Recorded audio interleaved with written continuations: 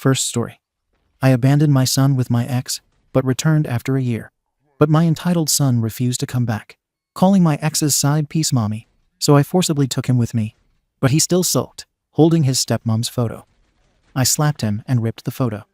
Now I'm regretting everything. I 34F have sole custody of our nearly 6-year-old son, Leo, from my marriage to my ex, Matt 36M. We've been divorced for just over 2 years now. Before I left, the arrangement was that Leo would stay with me the majority of the time and visit his father once a week. I was working hard at my corporate job, putting in the extra hours and climbing the ladder. And about 9 months ago, I was offered a huge opportunity, a year-long assignment in Seoul, South Korea. I accepted reluctantly, because I knew it meant being away from Leo for 4 seasons in a strange country. But I believed it would benefit us long-term. Better pay, a better role, and a better future for both of us. I dropped Leo off at Matt's with our regular weekly visit schedule imminent. Then things changed. Because I was overseas and my job demanded evenings, I didn't supervise every single call, just phone check-ins on weekends. Eventually Matt, his wife-to-be Rachel 33F, and Leo settled into a routine. I didn't like Rachel from the start. She used to work with Matt before and during our marriage. When our marriage began to crack, I had a strong gut feeling that something was off between them. But I lacked proof and didn't say anything. Less than a month after the divorce was finalized, they publicly became a couple. That confirmed my suspicions. Matt denied it, of course. I never confronted it outright. I kept going because there were bigger things. My career and my son's stability. So I told myself I'd stay above it. Once I relocated to Seoul, I felt some distance growing. Leo would ask if I would be on a video call. I'd say yes and schedule it. But his tone gradually shifted. Quieter, more distracted, less excited. He began talking about, "Mommy does this," about Rachel, and "Mommy does that," meaning Rachel. I brushed it off, thinking it was just the new situation. He was missing me, adjusting to a new routine. Fine. But inside, it ate at me. I'd tell myself, he knows I'm his mommy. I'd remind myself that I have been there for him since birth. I rejected the idea that I'd been replaced. Then I got promoted, much bigger responsibility, and returned home after exactly 12 months away. I flew in, tired, excited, and eager to scoop Leo up and defend our bond. I went to Matt's house to pick him up from his usual weekend visit. I walked in and saw Leo laughing, rolling on the floor, giggling with Rachel. Matt was off in another room. I called out, "Hey Leo," and waved, and Leo barely acknowledged me, just kept playing. I cleared my throat and said, "Buddy, I'm here," and he didn't look up. Finally, I stood next to Rachel, scooped him up, and he hugged her first before even looking at me. I felt a hot wave of betrayal. This same son who lived with me hugged me when he woke up, clung to me when he fell asleep, and suddenly acted like Rachel was the default parent. Then we were leaving. Leo stuck his head out of the car window and shouted, "Bye, Mommy." But the mommy he said wasn't me, it was Rachel. I sat there, dumbfounded. Rachel had apparently coached him to say that. I asked, why on earth did she do that? Does she even realize he's 5 and should know which mommy is which? I fumed in silence the whole drive home. At home, the next few days were rough. Leo began asking to go to the other mommy's house outside of his scheduled visitation day. He told me he missed Mommy, but then clarified the other mommy. Like I was second choice. I told him, "I'm your mommy, you miss me." He said, "I'm talking about the other mommy, the one at Daddy's house." It was jarring. This little boy who used to run to me after school asking to show me his drawings now looked at me with a kind of nervous disappointment, like I'd been demoted. I didn't feel remorse. I felt cold, angry, and focused. My mind spun back to earlier incidents. For example, a few months before I left, Leo had asked me why Matt and Rachel were always smiling together at work functions. I jokingly said, "Maybe they're just happy." Leo shrugged. I didn't pursue it. I took no action. I told myself I was busy. It wasn't proven. I held all that in. And now I felt that unpaid bill coming due. When I confronted Matt on the phone, I said he had to promise that the stepmom would not be around when it was his time with Leo. He asked why. I told him, "She's causing a rift between me and our son. I can't let that happen." He sneered and told me I was crazy. It's his household too, and I have no right to exclude his wife from time with his son. I paused and said, "If you want to take Leo, fine, but she must not be there." He finally agreed, reluctantly. But after that weekend, Leo came home and told me they had gone to the mall. Not just Dad and him, Mommy was there too, Rachel. I called Matt immediately. He defensively responded, "You're being ridiculous. She is part of the family." It's my house, my marriage. You're interfering. I ended the call. My in-laws rang me, too, in what I suspected was a coordinated effort. They told me I was being selfish, petty, and antagonistic. They said I needed to let their daughter-in-law build a relationship with Leo. They said this wasn't about them gaining something. It was about what's best for the child. Their tone? Condescending. They reminded me I left for a year, and it's no wonder Leo grew attached. I didn't respond. I didn't call them back. So I dug my heels in. I told Matt that if Rachel was going to be involved in his parenting time, I was going to cut back his visits. He may argue, but legally I have sole custody. I decide most matters. I didn't mention a lawyer. I just let it hang. Leo asked me again a couple of nights later. "Mum, can I ask Mommy Rachel to sleep over at our house?" I said. "No, you don't ask Mommy Rachel. You're with me at our house." Leo looked down, quiet. I offered him an activity, something to distract him. But he was distant, subdued. Now I'm starting to see some changes I hadn't wanted to see. Leo sleeps in my bed, sometimes he always has. But now he wakes up asking for the other mommy. He brings up things they did while I was gone. The other mommy took me to the park. The other mommy gave me ice cream.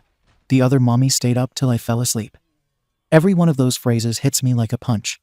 Because I could have done those things. But I chose to stay focused, went for a year for the assignment, and assumed the consequences would pay off. They did pay off, just not in the way I expected. Matt says I'm overreacting. He says Rachel is kind to Leo. Dad needs support, and it's normal. He says I'm being controlling and destructive. He says if I keep this up, I'll damage our son's relationship with his father. He talks about co-parenting, child's best interest, and moving on. I told him his best interest is being with me, the one who's invested in his life. He scoffed.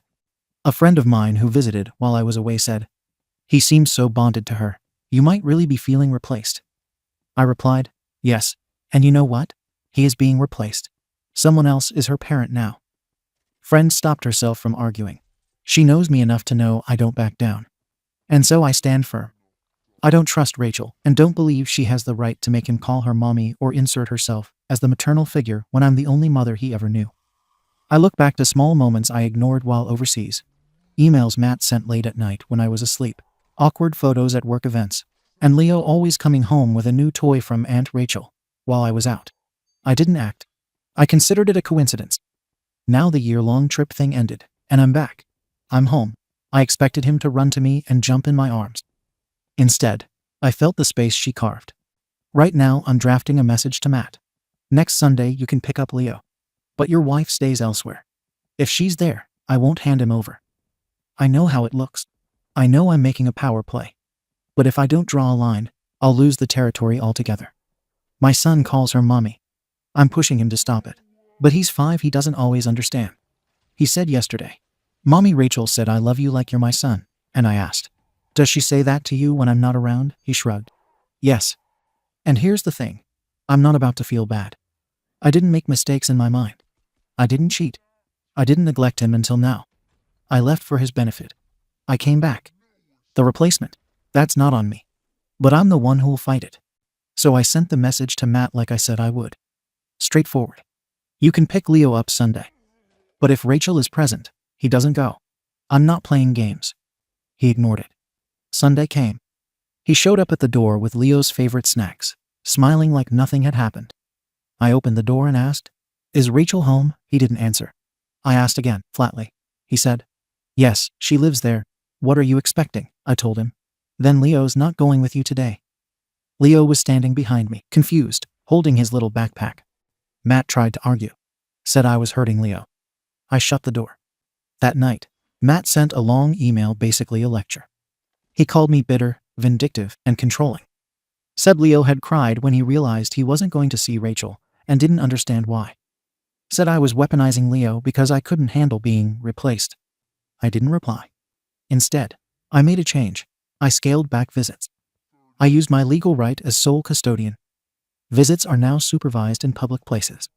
I picked the location. No overnights. Rachel is not allowed. He called it sabotage. His parents called again, his mum crying this time, saying I was taking their grandson away for no reason. I didn't entertain it. I told her, if Rachel wants to play house, she can get a doll. She hung up on me. Leo's behavior shifted again. He started to lash out. He threw a tantrum when he realized he couldn't go to the zoo with Mommy Rachel. He pouted when I took him to the park, and he didn't see her there. He told me, "You're being mean. I want to go home to Daddy's." That home stung. At bedtime, he asked why Mommy Rachel wasn't allowed anymore. I told him, "Because she's not your mommy. I am. You live with me." He frowned. "But I like her too." I said, "You can like people without calling them mommy." I brought it up with a child therapist, a brief consult. Nothing serious. I wanted a professional to tell me I was right. She asked a lot of questions. Eventually said maybe limiting contact could create confusion, not solve it. I ended the session early. Waste of time. She clearly didn't get it. Meanwhile, Matt petitioned for more structured visitation. Tried to claim I was emotionally harming Leo. His lawyer sent me a letter. I ignored it. I'm still within my rights. No court orders were broken. No custody violations. Just me, protecting my position as the only mother my son should recognize. Matt's lawyer suggested mediation. I said no. Then I noticed Rachel started posting online. Not pictures of Leo, but little quotes. Family isn't always blood. Love is built, not born. Stuff like that. She knows what she's doing. Passive-aggressive jabs. I blocked her. A week later, Leo came home with a drawing from his supervised visit. Stick figures, him, Matt, and Rachel. Labeled, "My family." Not me. I asked, "Why didn't you draw Mommy?" He said, "Because you don't come with us anymore." That night, I sat on my couch and stared at the wall. I told myself, if I don't stop this now, he'll forget who raised him. He'll grow up thinking Rachel stepped in when I left. He'll rewrite our history. I kept Leo home the next visit. Matt blew up. Said I was alienating our son. He said he'd take me back to court. Called me unstable. Said I was ruining Leo's childhood. I told him, "You should have thought about that before letting another woman act like his mother." Rachel emailed me. One sentence. "I never tried to replace you." I didn't reply. She doesn't get to say that. She let a 5-year-old call her mommy while I was still alive, still here, still involved. That's not innocent. That's strategic. Last weekend, Leo had a meltdown. He said he wanted to live with Daddy and the other mommy because they don't yell.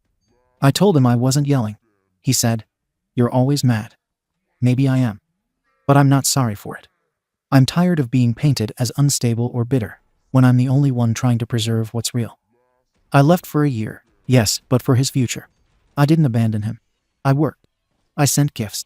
I checked in. And when I came back, I expected to pick up where we left off. I didn't expect to have to fight for my own son's loyalty. So now we're here. I've cut off Rachel's access. I've scaled back Matt's visits. I've drawn a hard line. Everyone says I'm being petty, jealous, and difficult. Maybe I am. But I refuse to share the title of mommy. I earned that. She didn't. I want my son to remember who was there from the start. I want him to stop asking for someone who doesn't have any legal claim to him. I want him to stop being confused. I want to undo the bond they built while I was gone. And no, I don't feel bad for that. Ada. Comments. Comment 1. YTA. Look, I don't even like step-parents who try to overstep. But come on. You left your son for a full year, and you're surprised he bonded with the people who raised him during that time. That's what happens when you're gone for a year during your kid's formative years. You didn't FaceTime regularly, and you didn't maintain the emotional closeness by your own words. You prioritized your job, and that's your choice. But now you're pissed because someone else stepped in and did the work you didn't. Kids don't pause their emotional development because you're chasing a promotion. They attach to whoever's around. Rachel didn't steal your son. She filled the vacuum you left. You should be grateful she treated him with enough love that he felt safe. Not try to punish everyone for making the best of your absence. Also, threatening your ex with reduced visitation just because you're mad. That's manipulative as hell. The courts don't look kindly on that. Comment 2. YTA. What blows my mind is the way you keep saying you didn't make mistakes. That right there is the issue. You did. A huge one. You left a toddler for a year and expected his development to freeze until you were ready to resume motherhood. Then, when he didn't emotionally respond the way you imagined your reunion in your head would go, you punished him, his dad, and the stepmom. All because your feelings were hurt. You keep framing Rachel as some schemer who inserted herself. But you literally left room for someone else to fill in the day-to-day parenting role. That's on you. And now you're punishing a 5-year-old for emotionally attaching to the person who cared for him daily. Also, legally, you're heading towards a custody modification where a judge is going to see exactly what you're doing. Forcing a child to emotionally detach from a caretaker he bonded with, not for his benefit, but because you're jealous. Judges hate that. Please go to therapy before you permanently damage this kid trying to win a competition that only exists in your head. Comment 3. Not gonna lie, I get you. Everyone in these comments acts like it's totally fine for a kid to call the new wife mummy, just because the bio mum was away for a year. But it's not. It's not Rachel's kid. She overstepped. Hard.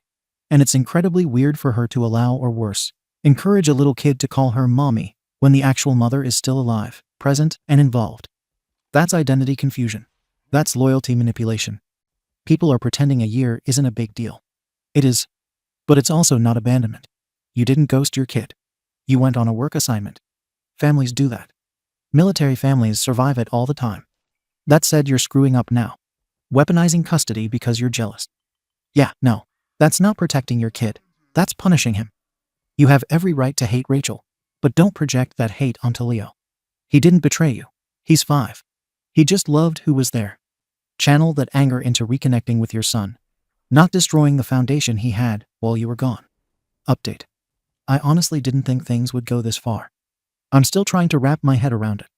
I'm getting messages telling me I'm crazy, abusive, and unfit. Maybe I shouldn't post this, but I need to get it out.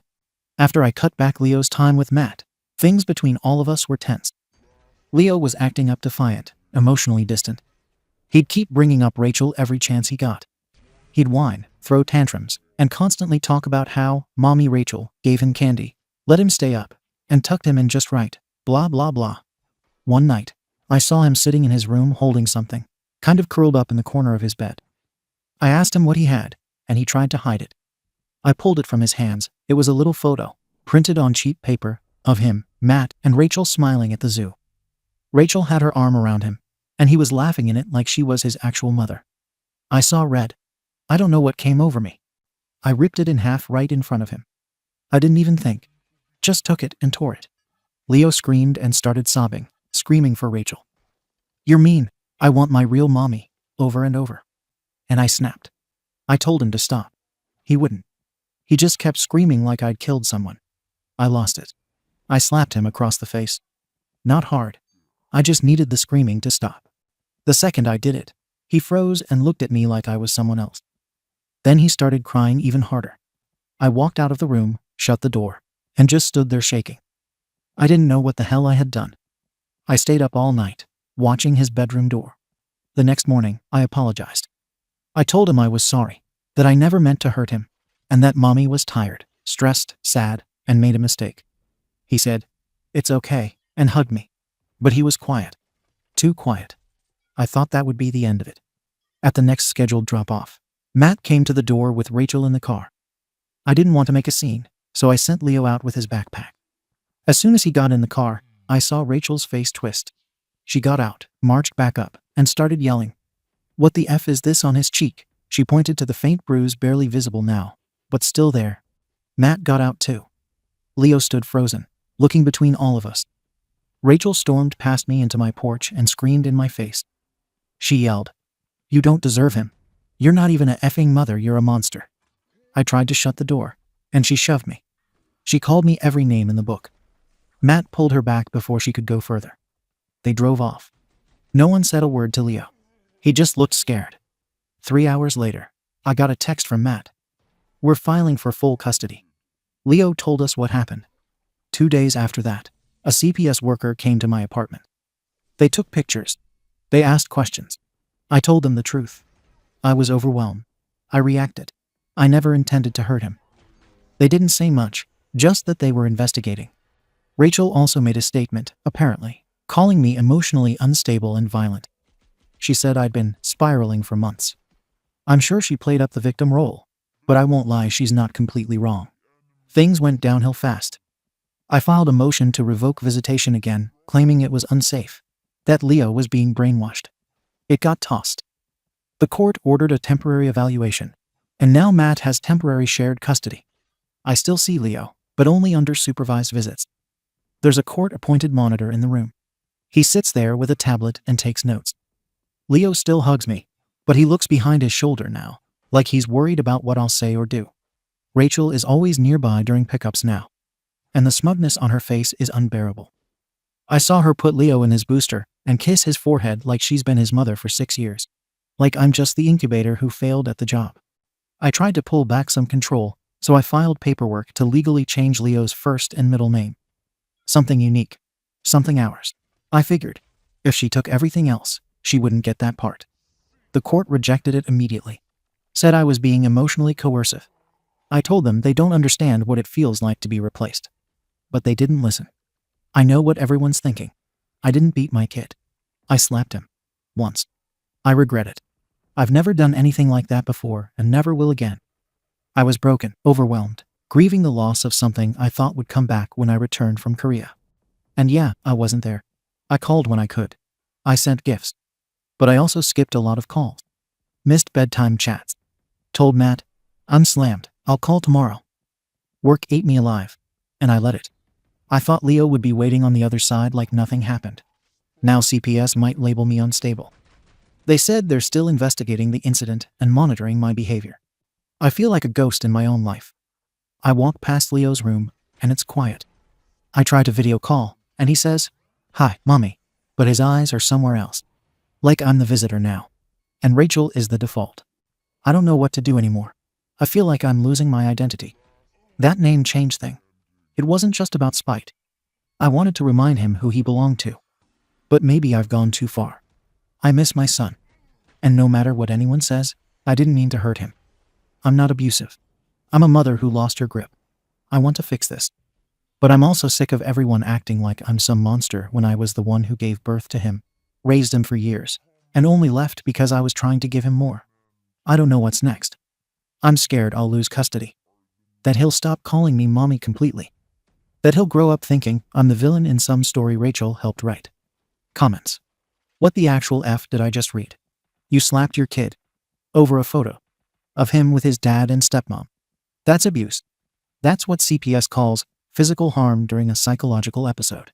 And you're lucky all you're dealing with is supervised visitation and not full termination of custody. And let's not pretend this happened in a moment.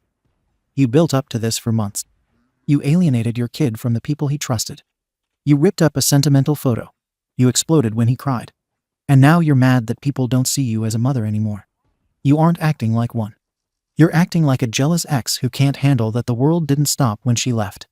You should not be around him until you deal with your mental health. Like, aggressively. Get therapy. Get evaluated. Get the F off Reddit and stop framing this like you're the victim. Comment 2. I'm just gonna say what everyone's too polite to spell out. You're furious that Rachel did your job better than you. You abandoned the position. And now you hate that someone else stepped up. You left your son for a year, missed calls, let work get in the way your words, and now you expect this kid to pretend you were the one putting him to bed and holding him during nightmares. Rachel was there. She showed up. She didn't erase you. He still called you mommy when you got back. You did that to yourself by pushing him to choose.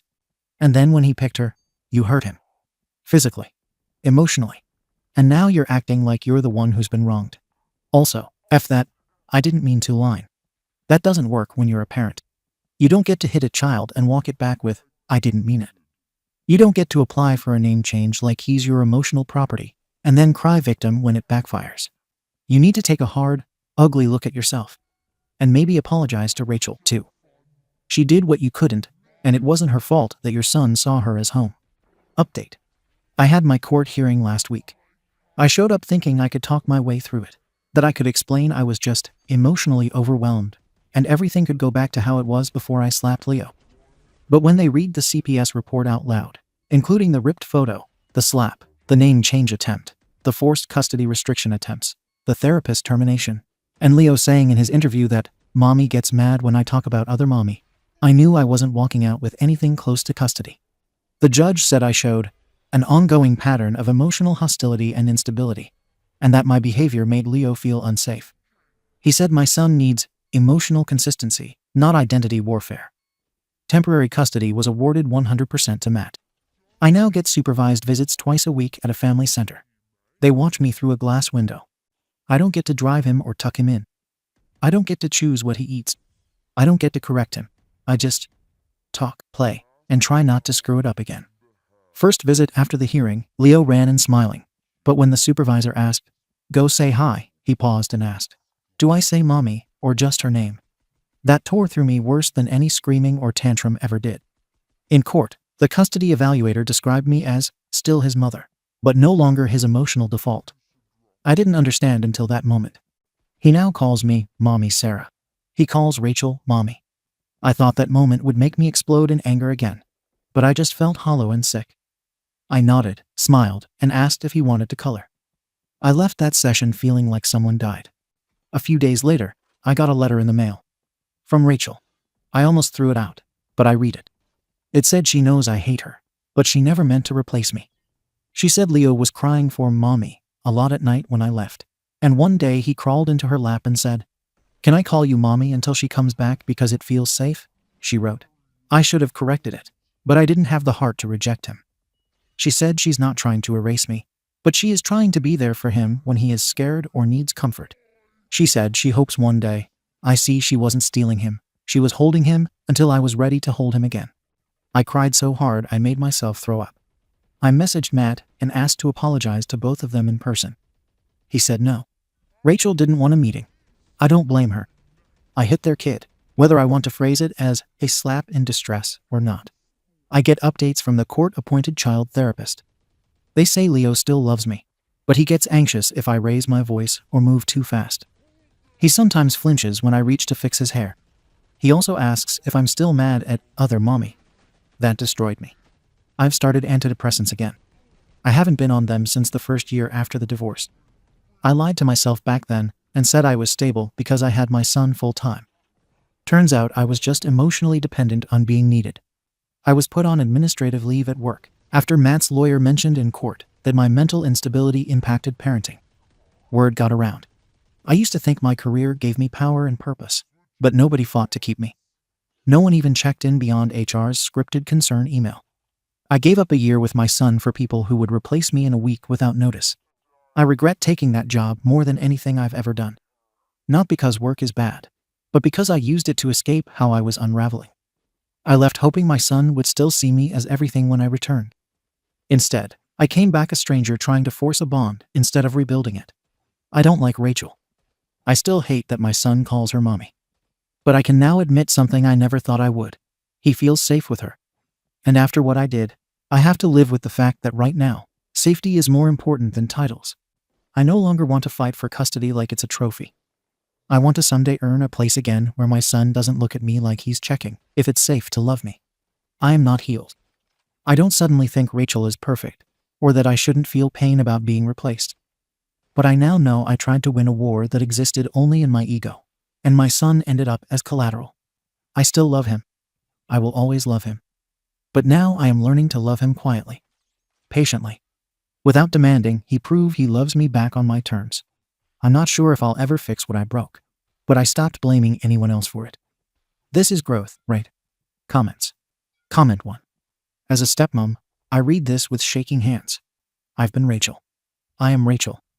Not with the cheating timeline drama, but with the late night crying, the "can I call you mommy" whispers, and the tantrums over a bio mom who is checked out, but still wanted the throne when she came back.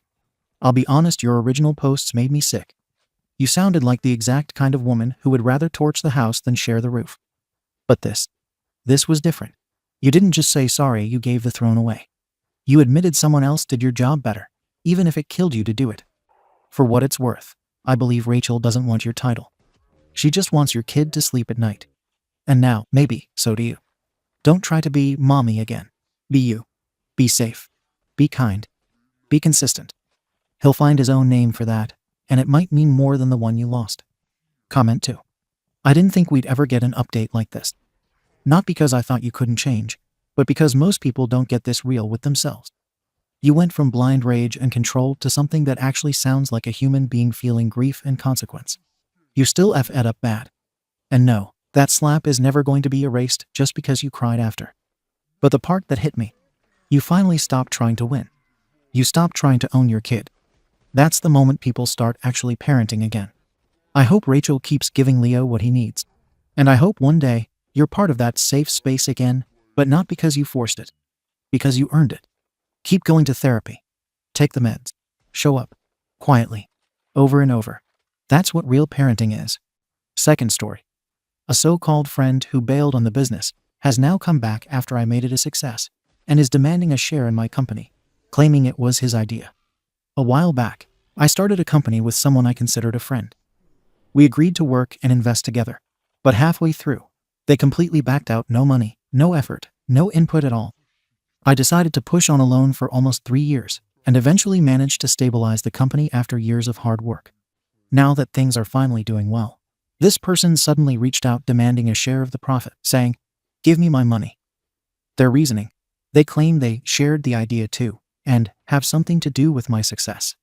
It's frustrating because they weren't there during the struggle, didn't invest a single coin, and now expect a payout just because the business idea once came up in conversation. Some people really do vanish when it's time to build, then show up only when it's time to collect. TLDR. A former business partner quit halfway, contributed nothing, and now wants a share of my company's profits because they claim they had the idea too. Some of OP's comments. Commenter. Any contractual agreement between the two of you? Did they own any shares in the business? If not, then they have as much claim to the fruits of you spending 3 years turning an idea into a success as I do. OP. There are no contractual agreements, nor do they own any shares. Commenter. Write a more detailed summary of what you know about their involvement, including dates and a rough timeline. If you have their emails or correspondence to include, all the better.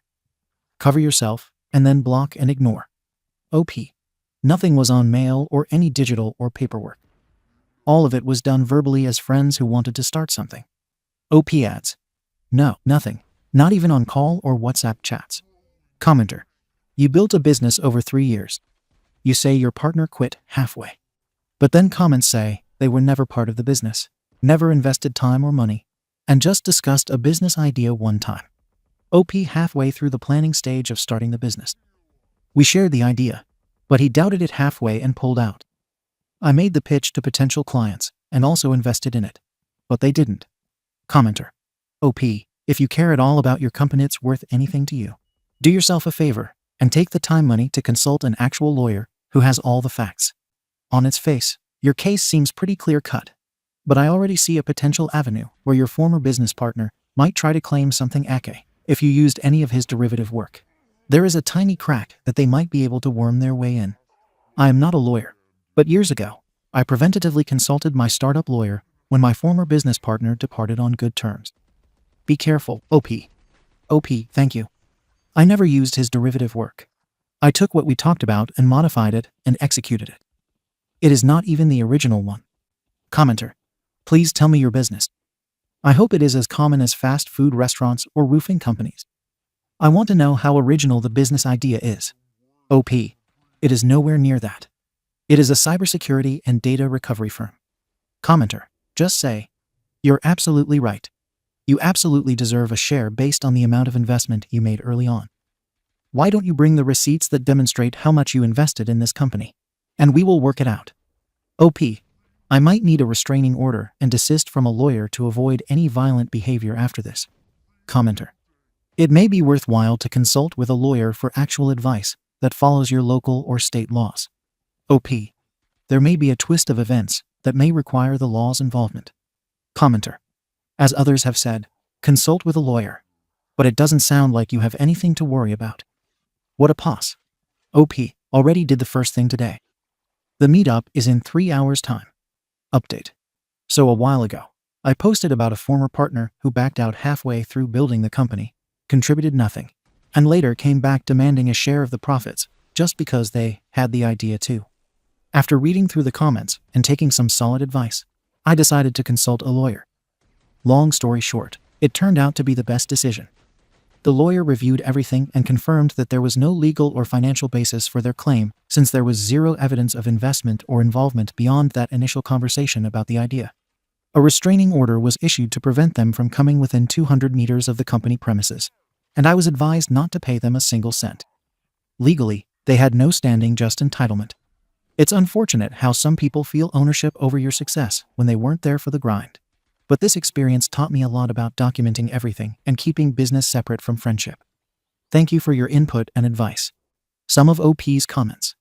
Commenter. Congrats. Sadly, it'll probably be the first of many attempts as you get bigger and more financially solvent. Good luck, and keep pushing. OP. I'm sure more will come up. But anything I do from now on should have something that is legally binding outlining the scopes. Commenter. Can you go into more detail about the restraining order? I know for sure it takes a hell of a lot more than a few spoken sentences from a person saying they deserve something. There has to be more to their actions than what you have described here or in your previous post. OP. There were threats of attacking the business. Commenter. Did you get a reaction from that person at all when the restraining order was given to them? I'm curious what they would say, going from, I'm getting an easy payday, to, I'm legally not allowed to even go near the business. OP. He was present to sign, saying I betrayed him by forwarding a minor issue. Thank you for watching the video. If you are interested in listening to these kinds of stories, we've got more in store for you. Simply subscribe to our channel, hit the like button, and share it with your friends.